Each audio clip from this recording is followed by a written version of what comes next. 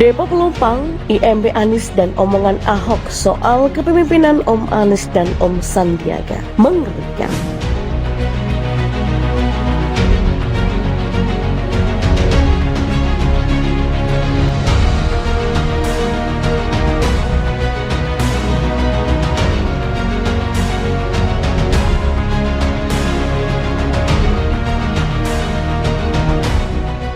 Ya, kondisi Jakarta sepeninggal Anies dan Sandiaga, sosok yang memenangi Pilgub DKI Jakarta 2017 dengan cara yang luar kewajaran, semakin menunjukkan kebenaran statement Ahok yang saat ajang debat Pilgub 2017.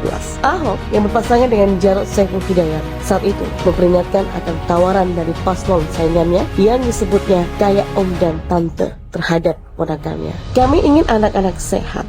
Kami didik dengan baik, punya karakter, budi pekerti baik. Orang tua ingin anaknya berhasil, tapi tolong pasangan 1 dan 3, ibarat om dan tante, yang datang ke rumah, semua dibolehkan.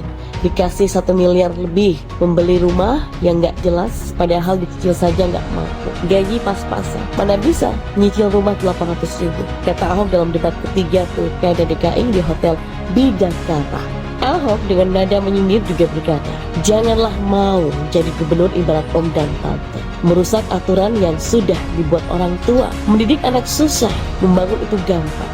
Kami didik anak bertahun-tahun, kami didik dengan baik, jangan dirusak demi jadi gubernur saja. Dalam perjalanan waktu, apa yang diperingatkan paslon Ahok dan Jarod akhirnya satu persatu terbukti. Perginya Sandiaga dari kursi empuk sebagai DKI 2 yang digantikan oleh Riza Patria juga tidak mengubah apapun. Saya malah terkadang kasihan karena Riza kerap dijadikan bumper untuk menutup kinerja atau program DKI 1 yang semakin kesini justru semakin membuktikan omongan Ahok ini. Semua dibolehkan, kasih program bombastis dulu soal rumah DP 0 dan cicilannya, tapi realitanya sangat mengecewakan. Didikan yang diberikan Ahok dan Jarod yang tegas melarang warga Jakarta agar gak menempati rumah ilegal dan berbahaya, plus kudu mau direlokasi. Akhirnya seperti membentur tembok sejak Om Anies memimpin. Terbakarnya kampung di Tanah Merah karena kejadian di depo Pertamina Pelumpang kayak tinggal menunggu waktu saja. Karena kebijakan membolehkan warga tinggal, bahkan diberi IMB sementara oleh Om Anies berubah menjadi PKK. Entah apa yang ada di pikiran Anies sekarang. Kalau sampai hatinya tidak terusik dan ngeles dengan kemampuan olah katanya, kita bisa simpulkan orang ini ngeri banget cara berpikirnya. Jangan sampai kelak jadi RI 1, kalau perlu sampai kiamat. Karena keberadaan kaum minoritas dan keturunan yang mungkin dianggapnya mengganggu, bisa dirampas asetnya dengan cara paksa. Kalau perlu, disuruh minggat ke luar negeri dengan aturan khusus yang dibuatnya nanti. Ya akhirnya seharusnya warga Jakarta yang masih waras dan normal, logikanya berpikirnya pasti akan tersadarkan sekarang bahwa mereka memang keliru memilih pemimpin karena terbuai dengan kata-kata manis dan tiupan angin surya dari paslon Anies dan Sandiaga. Hal yang mungkin juga akan dilakukan AHY dan duetnya seandainya menang. Dari lubuk hati yang terdalam, saya mengucapkan turut berduka cita atas peristiwa kebakaran di Pelumpang yang menelan banyak korban jiwa ataupun korban luka. Semoga saja para keluarga yang ditinggalkan ataupun yang anggota keluarganya masih dalam perawatan medis diberikan kekuatan dan keikhlasan dalam menjalani cobaan ini. Semoga para warga beserta keluarga yang terdampak, yang harus mengungsi, yang kehilangan banyak materi, itu diberikan kemudahan dan segera mendapatkan solusi yang terbaik untuk kehidupannya di masa mendatang. Presiden Jokowi pada hari Minggu tanggal 5 Maret pagi sudah meninjau lokasi kebakaran dan lokasi pengungsian di Pelumpang bersama dengan Menteri BUMN Erick Thohir, Menko PMK Muhadjir Effendi dan pejabat Gubernur DKI Jakarta Heru Budi Hartono. Instruksi Presiden Jokowi kepada Menteri Erick dan Gubernur Heru Budi sangat jelas, yakni segera mencari solusi. Paling tidak ada 2 pilihan. Yang pertama, penduduk yang direlokasi atau depo Pertamina yang dipindahkan. Presiden Jokowi juga sempat menceritakan bahwa dulu pada tahun 2009 Pemprov DKI Jakarta pernah mengusulkan wacana pembangunan buffer zone atau area penyangga, di mana dibuatkan zona air di sekitar depo. Heru Budi juga sudah menceritakan usulan tersebut, yakni area selebar 50 meter sebagai buffer zone. Namun menurut Presiden Jokowi, usulan itu belum sempat ditetapkan sampai menjadi solusi.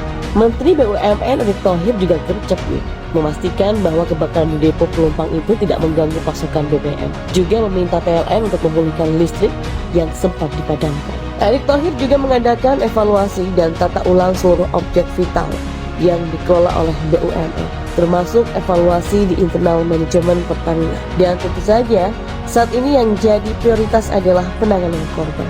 Ini bukan sekedar omongan. Di setiap berita televisi sudah banyak diperlihatkan bagaimana pihak Pertamina membantu melayani para korban kebakaran. Namun, di media sosial sempat beredar narasi yang mempersalahkan pihak Pertamina terkait lokasi depo Pelumpang. Seakan-akan lokasi pembangunan depo ini merupakan kesalahan utama dari Pertamina. Nah, ini yang memainkan narasi ini jelas terlihat bodohnya, karena depo Pelumpang ini sudah beroperasi sejak tahun 1974. Artinya sudah dibangun dari awal 70-an. Seorang pakar tata kota, Nirwono Yoga, memaparkan bahwa penempatan depo Pelumpang di tahun 70-an itu sudah sesuai dengan rencana induk Jakarta untuk anggaran tahun 65 sampai 85, di mana jarak depo Pelumpang ke Pelabuhan Tanjung Priok adalah 5 km. Kedekatan dengan pelabuhan ini tujuannya untuk mendukung distribusi BBM. Di dalam rencana induk 6585 ini sudah ada ketentuan jarak kiri dan kanan sepanjang 1 sampai 2 km. Itu bebas dari pemukiman. Jadi, secara teknis, tata ruang sudah tepat. Bahkan dalam rencana umum, tata ruang 85 sampai 2005. Posisi perubahan sejak tahun 90, di mana pemukiman penduduk makin merapat ke depo. Dalam perjalanan waktu, apa yang diperingatkan paslon Ahok dan Jarot akhirnya satu persatu terbukti. Perginya Sandiaga dari kursi empuk sebagai DKI 2 yang digantikan oleh Riza Patria juga tidak mengubah apapun. Saya malah terkadang kasihan karena Riza kerap dijadikan bumper untuk menutup kinerja atau program DKI 1 yang semakin kesini justru semakin membuktikan omongan Ahok ini. Semua dibolehkan, kasih program bombastis dulu soal rumah DP 0 dan cicilannya, tapi realitanya sangat mengecewakan. Didikan yang diberikan Ahok dan Jarot yang tegas melarang warga Jakarta agar nggak menempati rumah ilegal dan berbahaya, plus kudu mau direlokasi. Akhirnya seperti membentuk tembok sejak Om Anies memimpin. Terbakarnya kampung di Tanah Merah karena kejadian di depo Pertamina Pelumpang kayak tinggal menunggu waktu saja. Karena kebijakan membolehkan warga tinggal bahkan diberi IMB sementara oleh Om Anies berubah menjadi petaka.